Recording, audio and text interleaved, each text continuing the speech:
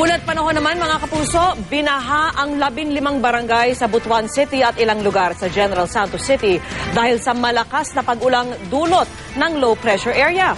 Saksi si Mark Zambrano.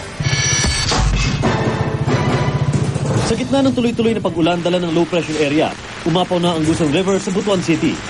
Ang resulta, nalubog sa baha ang 15 barangay sa lungsod. At dahil sa pangambang tumaas pa ang tubig dahil sa high tide ngayong gabi, agad nagpatupad ng forced evacuation ang mga otoridad pasado alas 4 ng hapon. Hindi nabababa sa 1,400 pamilya ang inilikas at nakatira na ng tulong sa mga evacuation center. 5 araw na rin masungit ang panahon sa Kidapawan City. Kaya ang mga lupang ilang araw ng basa, pinangangambahang gumuho. Masamang panahon din ang gumising sa mga taga-Dinagat Island at Surigao del Norte kanina.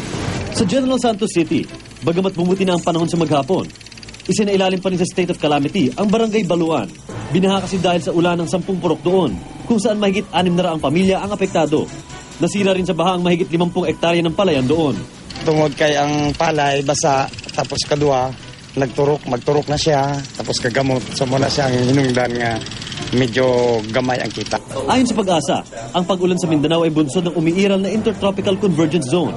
Ngayon din ang low pressure area na ngayon nasa layong 370 kilometro timog silangan ng General Santos City. Sa pamantayan ng Japan Meteorological Agency, isa na itong tropical depression. Pero ayon sa Pag-asa, hindi inaasahang magiging bagyo ang LPA at bubuti rin ang panahon sa Mindanao pagdating ng Sabado. Gayunman, pinag-iingat pa rin ng ahensya ang mga apektadong lugar sa Mindanao.